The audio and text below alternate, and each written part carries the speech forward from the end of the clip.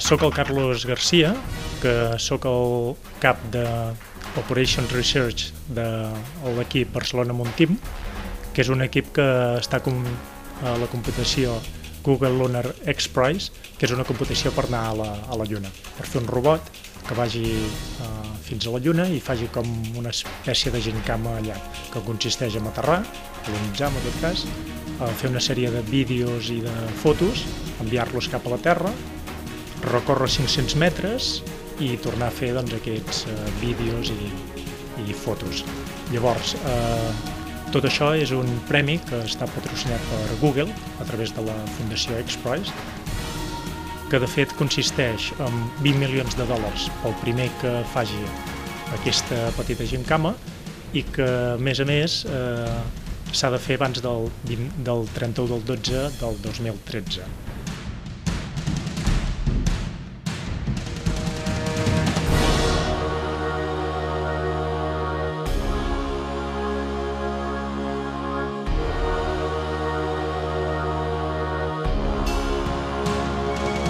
El Barcelona Moon Team ha obert dues convocatòries, una és de Ciència i Tecnologia Lunar i l'altra és de minirobots. En la convocatòria de Ciència i Tecnologia Lunar l'hem estructurat en 3 fases. La primera fase és una col·lecció d'idees en el que pretenem recollir possibles investigacions científiques o demostracions tecnològiques que es farien a la Lluna un cop el nostre robot hagi alunitzat i es trobi allà a la superfície. A la primera etapa, com deia, demanem que d'una manera molt conceptual se'ns expliqui el que es vol investigar. De totes les idees que en rebem, en seleccionarem 3. Les 3 idees seleccionades se'ls convidarà a la segona etapa, en la que demanem que amb un informe més detallat ens diguin com farien aquest experiment i com desenvoluparien la seva idea.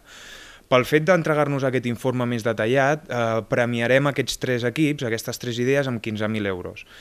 I de les 3 idees que rebem també es sotmetran a un procés de selecció i la millor idea guanyarà el primer premi, que consisteix en que efectivament aquesta idea es durà a terme i es portarà a la Lluna per provar i fer aquest experiment a la Lluna, i per poder-ho fer també serà dotat amb fins a 200.000 euros per desenvolupar aquesta idea en concepte de despeses i després, per una altra banda, també seran premiats en 100.000 euros en concepte de premi.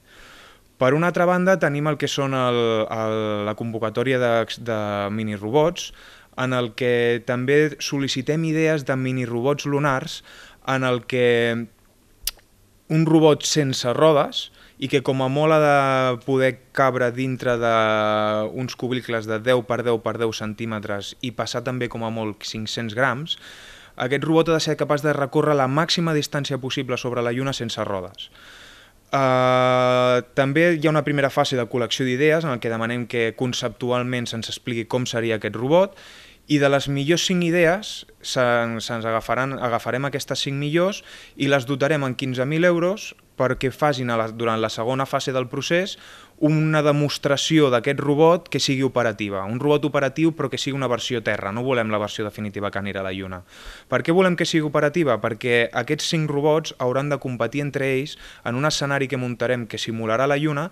i el robot que sigui capaç d'arribar més lluny i avaluar la posició en la que es troba respecte al punt de sortida, guanyarà la competició. I en aquest cas el guanyador, el primer premi, s'emportarà també 100.000 euros en concepte de premi, fins a 200.000 euros per desenvolupar i fabricar el robot definitiu que pujarà a la Lluna,